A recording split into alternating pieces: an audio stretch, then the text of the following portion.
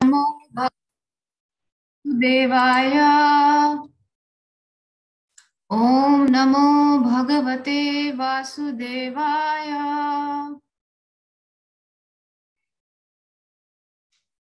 ओम नमो भगवते वासुदेवाय। नारायणं नमस्कृत्य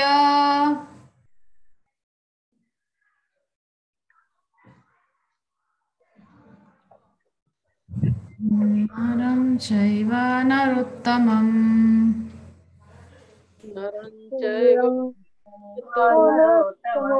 देवीं सरस्वतीं व्यासं ततो जयमुदीरयेत्। नष्टप्रायेष्व भद्रेषु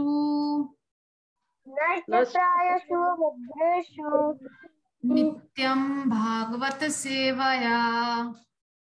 नित्यं भागवतं सेवया भगवती उत्तम श्लोके भगवती भक्तिर्भवती नैष्ठिकी। भक्ति हरे कृष्णा। हरे कृष्ण माता। सभी उपस्थित वैष्णवों के चरणों में दंडवत प्रणाम। तो आज पुनः प्रभु जी ने मुझे सेवा का अवसर दिया है। आज कृष्ण बुक का अलग से रिकॉर्डिंग ना करके मुझे यहीं पर आप सबके सामने उसका क्लास देने के लिए उन्होंने मुझे कहा है। तो ओवरव्यू पहले हम ले लेते हैं कि कल के सत्र में आप लोग जो भी प्रभु जी से सुने थे, अगर उसमें आपको कुछ स्मरण है संक्षिप्त में तो थोड़ा उसका वर्णन आप कर सकते हैं। हरे कृष्ण।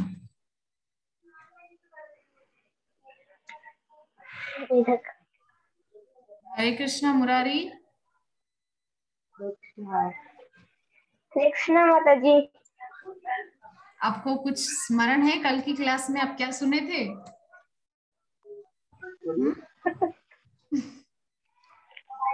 माता जी है तो बताइए।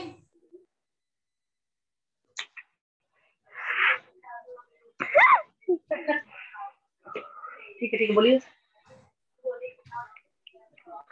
हरे कृष्णा माता जी, कल के श्लोक में हम लोग डिस्कस किए थे कि भीष्म पितामह बोल रहे हैं कि जो हम लोग आप सोचे थे उसको भगवान की शरण में जैसे लगाने दे, जैसे उदाहरण में प्रभु जी बता रहे हैं कि जैसे कोई बैठता है खाने के लिए तो कोई आदेश देता है तो भगवान का भोग मिल देता है तो वो थाली धोने चला जाता है तो बोलते हैं कि पहले इधर तो दो फिर वो थाली धोना, वो तो कभी भी हो सकता है। और फिर जब 3 बजे उठते हैं प्रभु जी तो देखते हैं तो पूरा, अब क्या बोले यार, क्या बोले लक्ष्मी माता जी, क्या बोले बोलो। आपको देख करके सकपका गया कि आपको कैसे बोले। चलो चलो आ जाओ वेट करो, चलो जल्दी, माता जी बुला रही। भाई उनको डर लग रहा है। डर नहीं लगना है, और माता जी तो और नॉर्मल है प्रभु जी से भी। प्रभु जी डांटते, माता जी डांटती भी नहीं।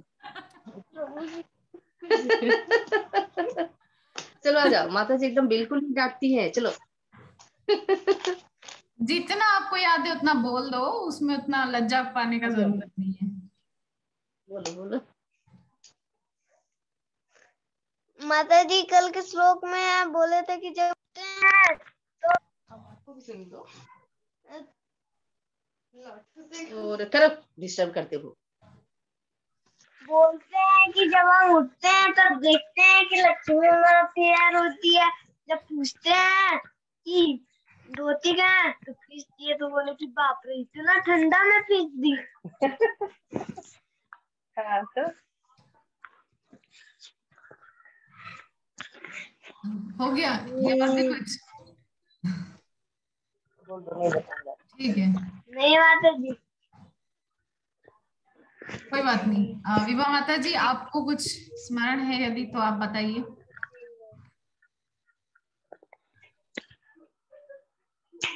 बोलिए, क्या बोल रही हैं? हरे कृष्ण माता जी, हमको बोले कुछ क्या? जी माता जी। हरे कृष्ण माता जी, दंडवत प्रणाम सभी भक्तों को।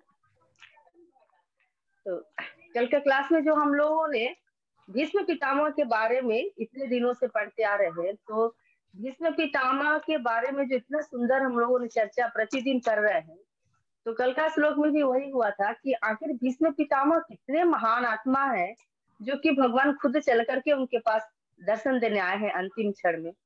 तो चूंकि कल भी तो ये चर्चा हुई थी कि इतने बड़े बड़े ऋषि मुनि भी उनका दर्शन नहीं कर सकते हैं अंत काल में। जैसे कि रामचरितमानस में भी जो कितना सुंदर चौपाई है कि जन्म जन्म मुनि जतन कराही अंत राम नाम आवत नाही। तो ऐसे पुण्य आत्मा है भगवान ये युधिष्ठिर जी भीष्म पितामह, जिनके पास स्वयं भगवान चल के आए। तो पितामह कह रहे हैं कि इतने दिन से जो भी मेरा अनुभव जो कुछ भी था, तो मेरा जो चिंतन इधर उधर होते रहा, लेकिन अब मेरे मन को सभी बंधनों से निरासक्त होकर के अब भगवान श्री कृष्ण के चरणों में लगाने की समय आ गया है। इसलिए हमको अब भगवान के शरण में ही जाना है, क्योंकि मेरी अब अंतिम इच्छा जो है वो पूरी होने को आ गई है। जो भगवान पूर्ण पुरुषोत्तम भगवान श्री परम पुरुषोत्तम श्री कृष्ण अखिल ब्रह्मांड के मालिक जो भगवान है, वो मेरे समक्ष प्रस्तुत है।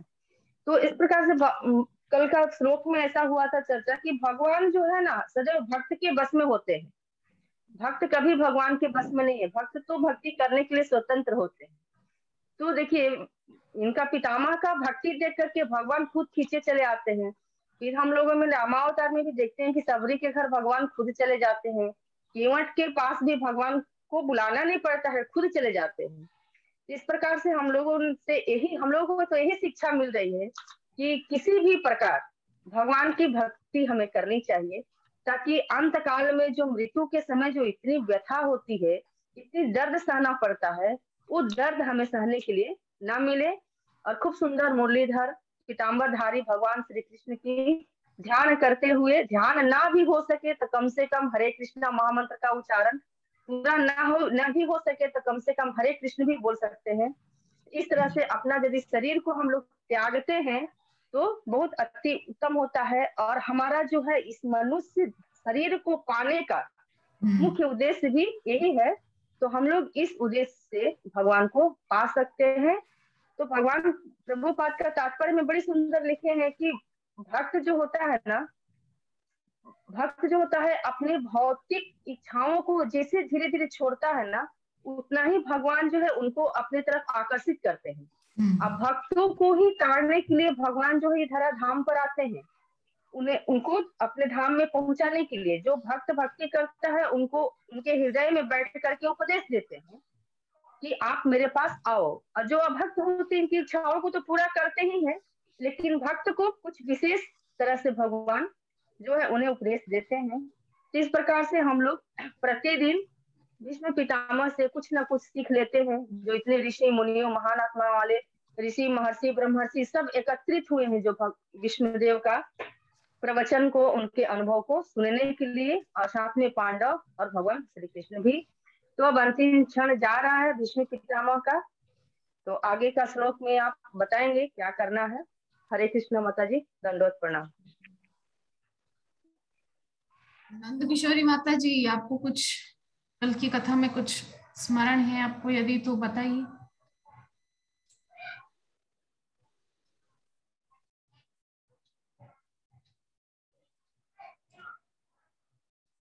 अनम्यूट कीजिए माता जी, अनम्यूट कीजिए।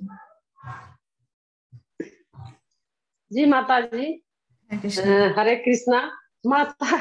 माता जी तो सब बता दी है, और हमको जितना बताई है उतना हमको स्मरण भी नहीं है, तो सारी बता दी है। ऐसा अनुमान लग रहा है सब कुछ बता दी। तो हम शुरू करते हैं हमारा आज का सत्र। तो यद्यपि मैं भागवतम का श्लोक पर मैं नहीं आज करना है। मुझे तो कृष्ण बुक का ही जो है कहा है प्रभु जी ने। तो पिछले सत्र में 19वें अध्याय तक चर्चा हो चुकी थी, यानी कि परसों, क्योंकि कल तो टॉक शो था, तो कल तो मैं रिकॉर्डिंग नहीं कर पाई थी, और आज जो है फिर से मुझे मौका मिला है। तो 20वां अध्याय है कृष्ण पुस्तक का, जिसका नाम है शरद का वर्णन। तो कृष्ण तथा बलराम द्वारा प्रलंबासुर वध तथा विध्वंसक दावानल पान की चर्चा वृंदावन के घर घर में चलने लगी। तो जो 18वां अध्याय था, जिसका नाम था प्रलंबासुर का वध, 16वें अध्याय में मुख्यतः कालिया मान मर्दन की लीला थी, और 17वें अध्याय में जब भगवान कालिया मान मर्दन कर दिए तत्पश्चात सब जंगल में ही रुक गए थे, क्योंकि रात बहुत हो गई थी। सबने सोचा कि अब कहाँ चल के पुनः जाएंगे, इसीलिए यही रात गुजार लेते हैं। तो भयंकर जंगल में आग लग गई थी, और उस अग्नि का, दावानल का, भगवान ने सबके देखते देखते ही पान कर लिया था। तो ये सब हुआ था 17वें अध्याय तक। 18वें अध्याय में भगवान ने प्रलंबासुर नामक एक दैत्य का वध बलराम जी के हाथ से करवाया, और 19वें अध्याय में पुनः भगवान ने दावानल का पान किया। पुनः एक बार दावानल लग गई थी, जिसकी वजह से भगवान को उसका पान करना पड़ा। अब 20वें अध्याय में वर्णन है शरद ऋतु का वर्णन है।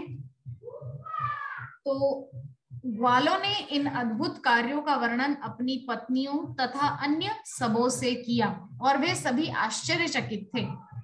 वे इस निष्कर्ष पर पहुंचे कि कृष्ण तथा बलराम देवता थे, जो कृपा करके उनके बालक बनकर वृंदावन में आए थे। इस तरह वर्षा ऋतु आई।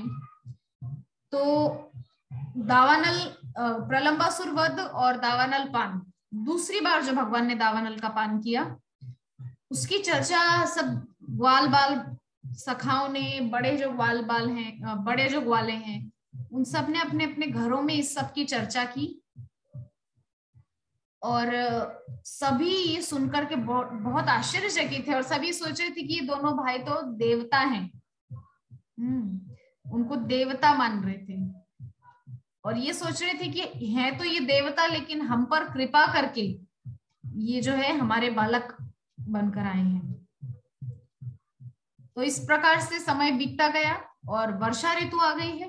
तो भारतवर्ष में ग्रीष्म के भीषण आतप गर्मी के बाद वर्षा ऋतु का आगमन अत्यंत सुहावना लगता है। हम सभी जानते हैं जब भयंकर गर्मी पड़ती है मई जून, और जब जून के अंत में जाकर के कहीं वर्षा ऋतु आती है, बहुत सबको आनंद मिलता है उस ऋतु से। तो आकाश में बादल घिरकर सूर्य तथा चंद्रमा को ढकते रहते हैं, जो लोगों को अत्यंत चित्ताकर्षक लगते हैं। अंधेरा सा एकदम हो जाता है जब बारिश का मौसम होता है। बादल जो है वो पूरी तरह से ढक देते हैं सूर्य के उस प्रकाश को, और प्रतिक्षण वर्षा की आशा रहती है। बादल छाए रहते हैं, सबको ये उम्मीद रहती है कि अब बारिश होगी, अब बारिश होगी। ग्रीष्म के बाद वर्षा ऋतु का आगमन जन जन को जीवनदायी लगता है। तो घन गर्जन तथा बीच बीच में बिजली की चमक लोगों को पुलकित करती रहती है। क्या हो रहा है यहाँ पर बता रहे हैं कि जब गर्मी की ऋतु जाती है और उसके बाद जब वर्षा ऋतु आती है, तब कितना अच्छा सुखद अनुभव होता है। सबको जो है वो वातावरण जीवनदायी लगता है। और जब बादल गरजते हैं जोर जोर से और बीच बीच में जो है बिजली चमक उठती है, हम सभी जानते हैं कि एकदम से बिजली चमक उठती है बादलों के बीच से। तो ये लोगों को बहुत अच्छा लगता है देख करके। और फिर क्या कह रहे हैं कि वर्षा ऋतु के लक्षणों की तुलना जीवों से की जा सकती है, जो प्रकृति के 3 गुणों से आवृत्त होते हैं। अनंत आकाश मानो परब्रह्म हो, और क्षुद्र जीव मानो बादलों से घिरा आकाश हो, अथवा 3 गुणों से आवृत्त ब्रह्मा हो। यहाँ वर्षा ऋतु के जो लक्षण हैं, वर्षा ऋतु के लक्षण मतलब हमको लगने लगे कि वर्षा ऋतु होने आने वाली है, तो वो जो लक्षण है उनकी तुलना किससे की जा रही है? जीवों से की जा रही है, जो प्रकृति के 3 गुणों से आवृत्त होते हैं। कौन है आवृत्त प्रकृति के 3 गुणों से? हमारा ये शरीर, क्योंकि हम ये शरीर नहीं है। हाँ, तो अगर हम ये शरीर नहीं है तो हम कौन है? ये चेष्टा हमको अपने आप से कभी कभी एकांत में करनी चाहिए कि अगर मैं ये शरीर हूं तो क्यों मेरी इच्छा के बगैर बाल टूटता है? अगर मेरी इच्छा नहीं है कि ये बाल ना टूटे तो टूटना नहीं चाहिए। अगर मेरी इच्छा नहीं है कि बुढ़ापा आए तो बुढ़ापा नहीं आना चाहिए, फिर क्यों आ जाता है? इस प्रकार से अनंत आकाश मानो परब्रह्म हो और क्षुद्र जीव मानो बादलों से घिरा आकाश हो। इस प्रकार से जो है उपमा दे रहे हैं, बहुत सुंदर सुंदर। मूलतः प्रत्येक जीव ब्रह्म का अंश है। परब्रह्म या अनंत आकाश कभी भी बादल से आच्छन्न नहीं रह सकता। जैसा कि कुछ निर्विशेषवादी बोलते हैं, शून्य है, शून्य है, कुछ नहीं है, बस एक शून्य है, उसी पे ध्यान लगाना, एक ब्रह्म ज्योति है, उसी पे ध्यान लगाना है। इस प्रकार की बातें करते हैं बिना सिर पैर की। तो यहाँ पे अनंत आकाश मतलब जो आकाश है हमारे सिर पर, ये है ही अनंत। हम सभी जानते हैं कि ये तो अनंत ही है, क्योंकि इसका आदि अंत किसी ने देखा है क्या? नहीं देखा है। इसीलिए अनंत आकाश कभी भी बादल से आच्छन्न नहीं रह सकता। परब्रह्म या अनंत आकाश कभी भी बादल मतलब भगवान क्या कह रहे हैं? परब्रह्म या अनंत आकाश। अगर आप जो है परब्रह्म, हम अभी जिसके बारे में चर्चा कर रहे थे, तो वो जो निराकार रूप जिसकी भजना करते हैं निर्विशेषवादी, वो असल में बादलों से आच्छन्न जो है भगवान का स्वरूप है, बादलों से ढका हुआ। और वो बादल कौन से हैं? वो बादल है अज्ञानता के बादल। तो अज्ञानता के बादल जो है वो कभी कभी इतने घने हो जाते हैं कि हमको दिखता नहीं है। क्या नहीं दिखता है? भगवान का स्वरूप नहीं दिखाई देता। हाँ, उसका एक अंश आच्छन्न हो सकता है, जैसा कि भगवत गीता में कहा गया है, जहाँ जीव श्री भगवान के अंश रूप है, किंतु वे परमेश्वर के एक नगण्य अंश होते हैं। यह अंश प्रकृति के 3 गुणों द्वारा प्रच्छन्न रहता है और इसी कारण जीवात्माएं भौतिक जगत में वास करती हैं। तो भगवत गीता का उदाहरण दिया गया है कि जीव श्री भगवान के अंश रूप है। हाँ, ईश्वरः सर्वभूतानां, नहीं, कौन सा श्लोक है यहाँ पर? ममैवांशो जीव लोके जीवभूत सनातनः। क्या कह रहे हैं? जीव श्री भगवान के अंश रूप है। हम सभी भगवान के अंश हैं। इसीलिए श्रीमद् भागवतम में भी जगह जगह हमको क्या बताया है? Parts and parcels of the parcels. भगवान के बहुत बहुत ही छोटे अंश का एक छोटा सा अंश है हम।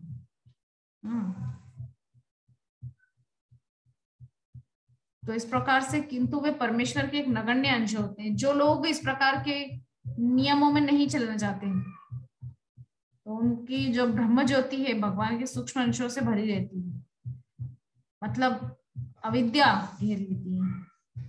परमेश्वर के इसी सूक्ष्म अंश के असीम विस्तार में से कुछ जीव प्रकृति के प्रभाव से प्रच्छन्न रहते हैं और कुछ उससे मुक्त रहते हैं। अपने अपने कर्मों के फल अनुसार कुछ जो हैं बहुत इससे प्रभावित होते हैं, जो क्या कहते हैं, कहाँ थी पॉइंट, कहाँ चला गया? यह अंश प्रकृति के 3 गुणों द्वारा प्रच्छन्न रहता है और इसी कारण जीवात्माएं भौतिक जगत में वास करती हैं। आज सुबह मैं जब वृंदावन इस्कॉन के प्रभु जी का लेक्चर सुन रही थी, तो उसमें वो कह रहे थे कि जैसे ही हम आते हैं मर्त्य लोक में, तो मर्त्य लोक में आते ही सबसे पहले हमको जो है रजोगुण घेरता है, और रजोगुण घेरने की वजह से हमारे अंदर जो है अहंकार आ जाता है, मिथ्या अहंकार। मिथ्या अहंकार मतलब मैं ये शरीर हूं, मैं ये शरीर हूं, इसीलिए मुझे दर्द भी होता है, मुझे दुख भी होता है, मुझे सुख भी होता है। मतलब जो ये रजोगुण और तमोगुण है, ये पूरी तरह से अज्ञानता है। तो अज्ञानता है मतलब हम अपने असल स्वरूप को तो भूल जाते हैं, और जो यहाँ हमको मिला है टेम्परेरी, जो काम चलाऊ जो ये मिला है शरीर, उसको हम असल मान लेते हैं। तो ये जो है ये अज्ञानता के बादल हैं जो घेर लेते हैं, और उसी के विषय में यहाँ पर चर्चा हो रही है कि परब्रह्म या अनंत आकाश कभी भी बादल से आच्छन्न नहीं रह सकता। परब्रह्म यानी कि भगवान। लेकिन निर्विशेषवादी फिर भी पता नहीं किस एक शून्य के पीछे रहते हैं, वो जो नहीं दिखने वाला ब्रह्म ज्योति क्या है, वो कुछ भी तो नहीं है, किंतु फिर भी असल में वो आच्छन्न है, छुपा हुआ है। यह अंश प्रकृति के तीनों गुणों द्वारा प्रच्छन्न रहता है, और इसी कारण जीवात्मा भौतिक जगत में वास करती। ब्रह्म ज्योति सूर्य प्रकाश की भांति है। जिस प्रकार सूर्य प्रकाश में सूक्ष्म चमकीले कण रहते हैं, उसी प्रकार ब्रह्म ज्योति भगवान के सूक्ष्म अंशों से भरी रहती है। ब्रह्म ज्योति सूर्य प्रकाश की भांति है। तो ये जो ब्रह्म ज्योति के पीछे जो रहते हैं, मतलब ब्रह्म ज्योति का ध्यान जो लगाते हैं, जैसा कि मुरारी ने क्वेश्चन किया था कि ब्रह्म ज्योति क्या है, ये क्वेश्चन था ना मुरारी आपका?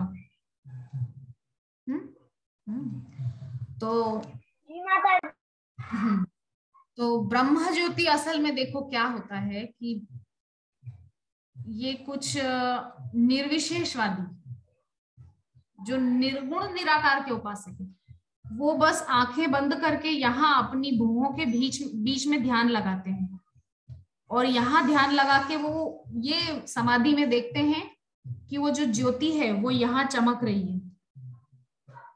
जैसा कि ब्रह्मा कुमारीज, आप में से किसी ने अगर देखा हो तो ब्रह्मा कुमारीज जो है, मैंने खुद भी ब्रह्मा कुमारीज के मेडिटेशन को फॉलो किया है बहुत पहले। कई समय स्ट्रेस होता है, थोड़ा सा डिप्रेशन टाइप होता है, तो उसमें वो हेल्पफुल है, अच्छा है, लेकिन फिर भी मैं कहूंगी कि वो टेम्परेरी सोल्यूशन है, परमानेंट सोल्यूशन नहीं है। कैसे कि जैसे अगर आपके थोड़ा सा स्ट्रेस है, तो कई बार मैं बैठती थी कानों में हैंड्स फ्री लगा करके, और उनका जो बहुत स्लो साउंड वाला एक वो होता है, उसमें वो ब्रह्मा कुमारीज बोलती हैं कि अपना जो पूरा कंसंट्रेशन है वो यहाँ लेकर आइए, और यहाँ पर आप देखिए कि एक बहुत प्रकाश निकल रहा है यहाँ से, और फिर आपको देखना है कि आप इस शरीर से बाहर निकल रहे हैं और फिर आप अंतरिक्ष की ओर जा रहे हैं। इस प्रकार से मैंने कई बार वो मेडिटेशन किया है ब्रह्मा कुमारीज का।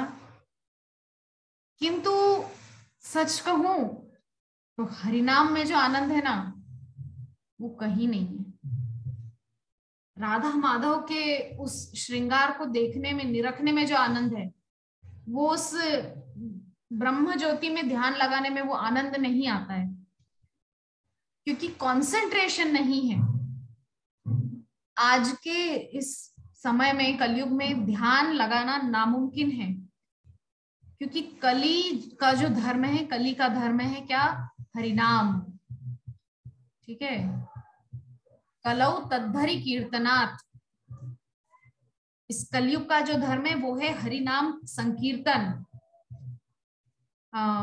जो सतयुग था, सतयुग में लोग इस प्रकार से समाधि लगाते थे, ब्रह्म ज्योति में ध्यान लगाते थे, और फिर उसी ब्रह्म ज्योति में जाके विलीन हो जाते थे।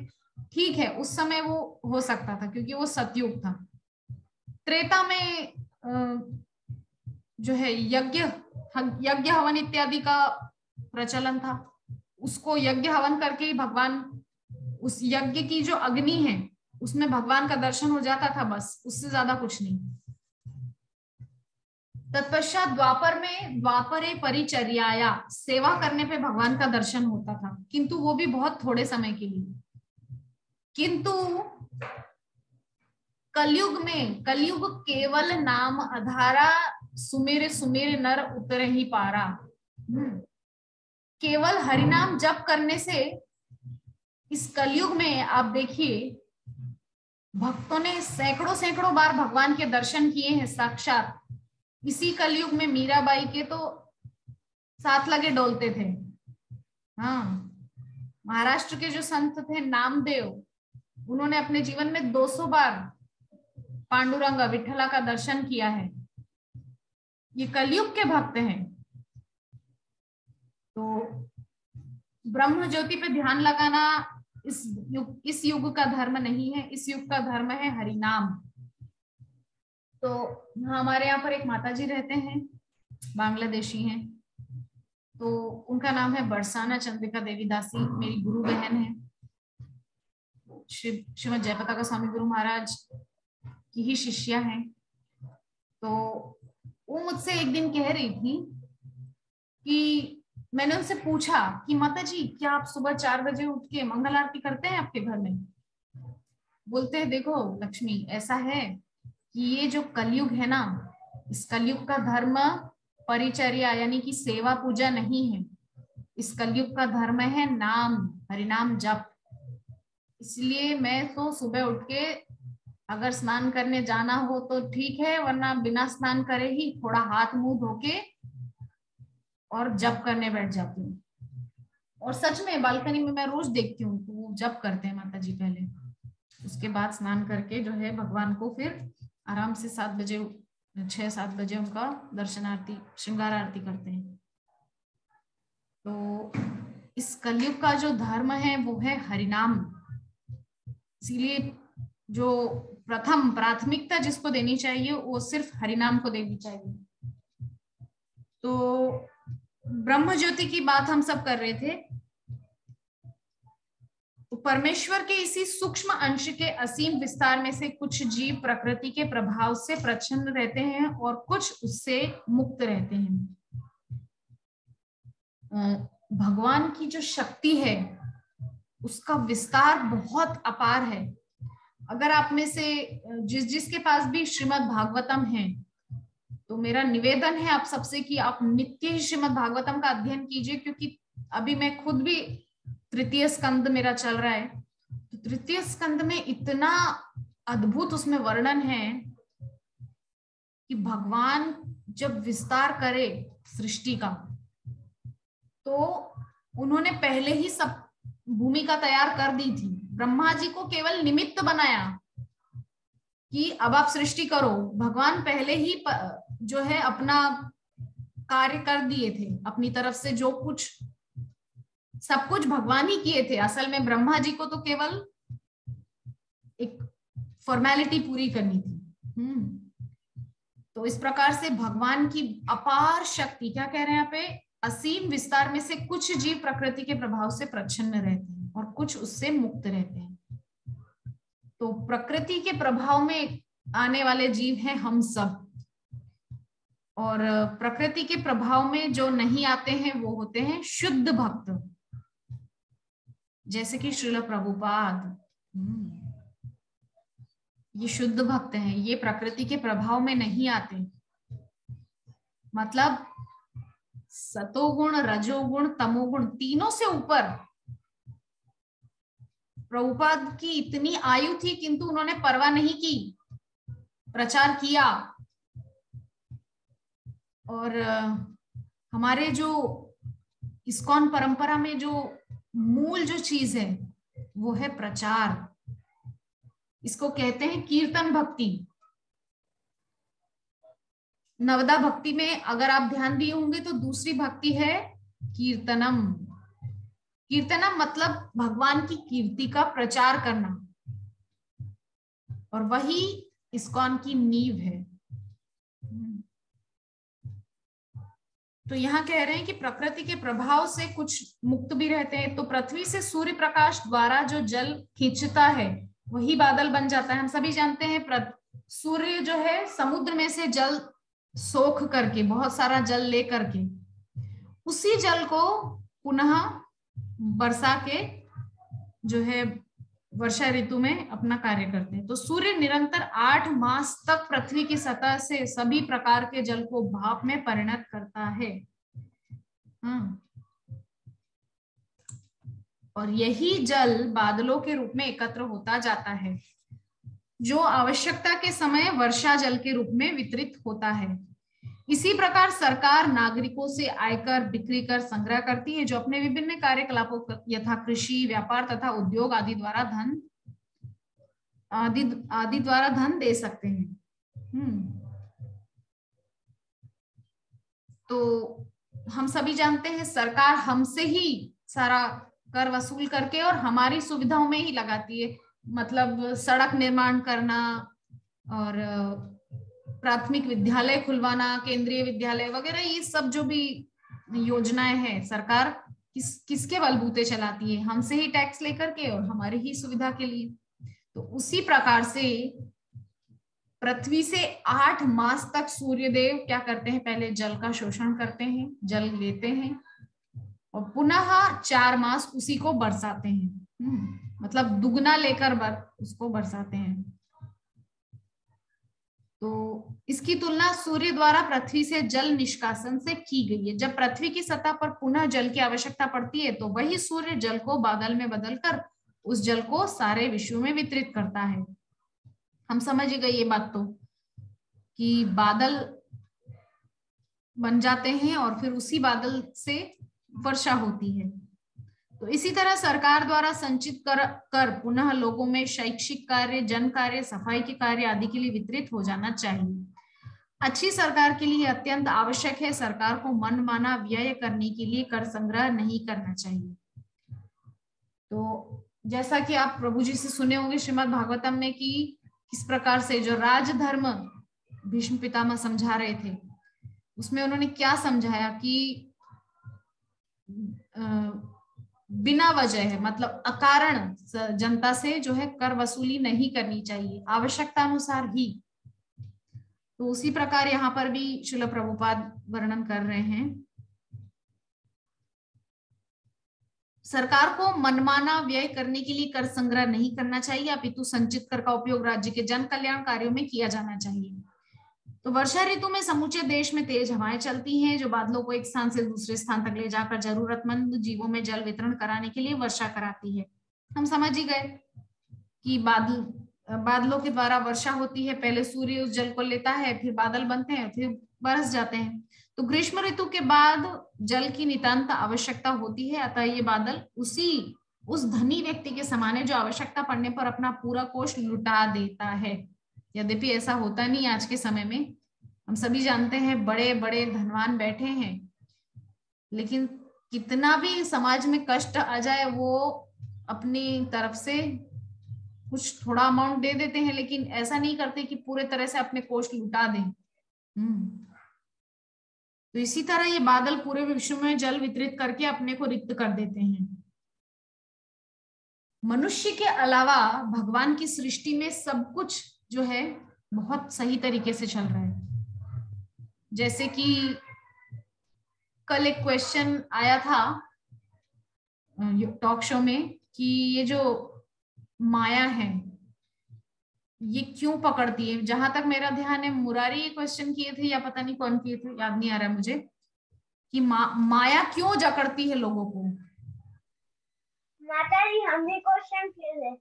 आप ही किए थे, आप बहुत बड़े बड़े क्वेश्चन करते हैं वैसे। योग माया और ब्रह्म ज्योति, इतना ज्ञान आप कहाँ से अर्जित किए भैया। हाँ?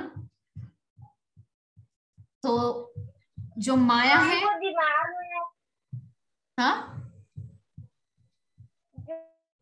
प्रश्न आता है वही पूछ लेते हैं। बहुत अच्छा, आपके प्रश्न बहुत अद्भुत होते हैं। ठीक है, तो वही हम चर्चा कर रहे थे माया के विषय में कल आपने क्वेश्चन किया था। तो जब भगवान रामचंद्र के पिता महाराज दशरथ अपने शत्रुओं से लड़ते थे तो कहा जाता है कि वे उस किसान की तरह उनके पास पहुंचते थे जो खेत में उगे अनावश्यक पेड़ पौधों को समूल नष्ट कर देता है।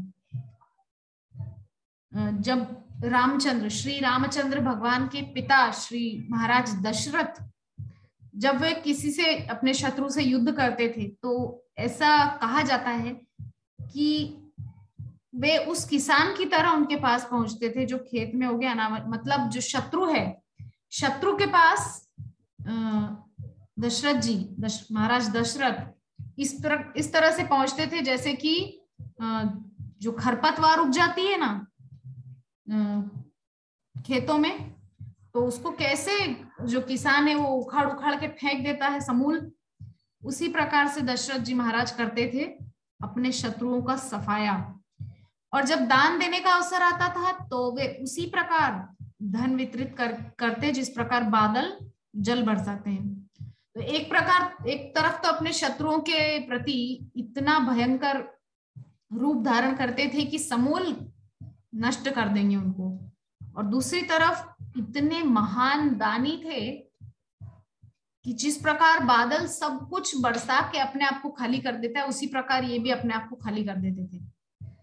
तो पिछले या उसके पिछले सत्र में हम नंद महाराज के विषय में भी चर्चा की थी कि किस प्रकार नंद बाबा जो है दान देने में सब समय वो आगे, उनके अंदर बस यही भाव रहता था कि मुझे किसी प्रकार से मेरे कन्हैया मतलब सब समय मेरा कन्हैया जो है प्रसन्न रहे, तो इसलिए दान इत्यादि वे करते रहते थे। तो इस प्रकार से जो बादलों को उपमा दी है वो है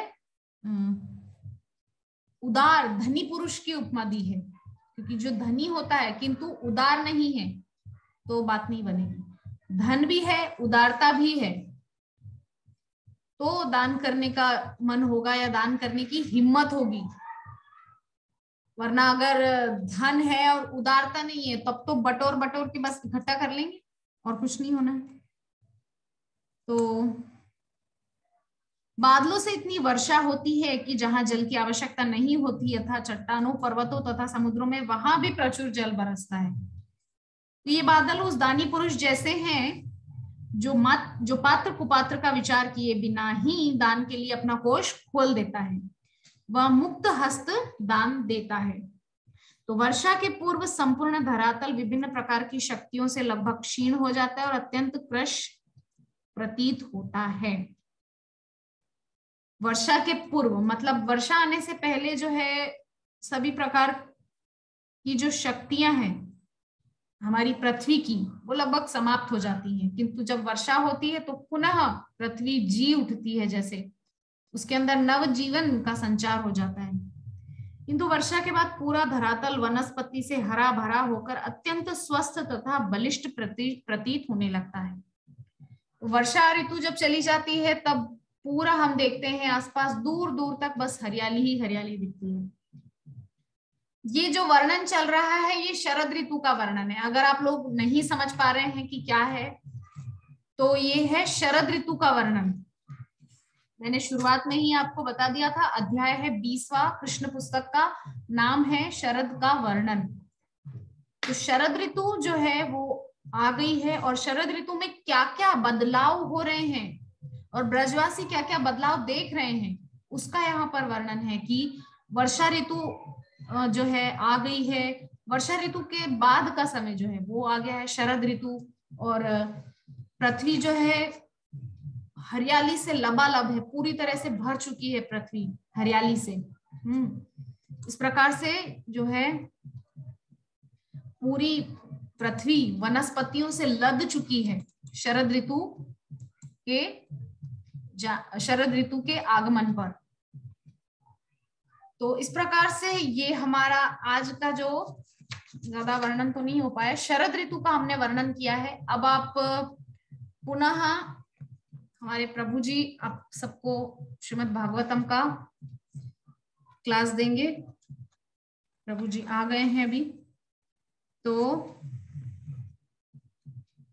इस प्रकार से शरद का वर्णन, अध्याय का केवल 2 पेज वर्णन हो पाया, अध्याय थोड़ा बड़ा है। तो आगे का जो वर्णन है वो हम अगले सत्र में करेंगे। तब तक के लिए हरे कृष्णा।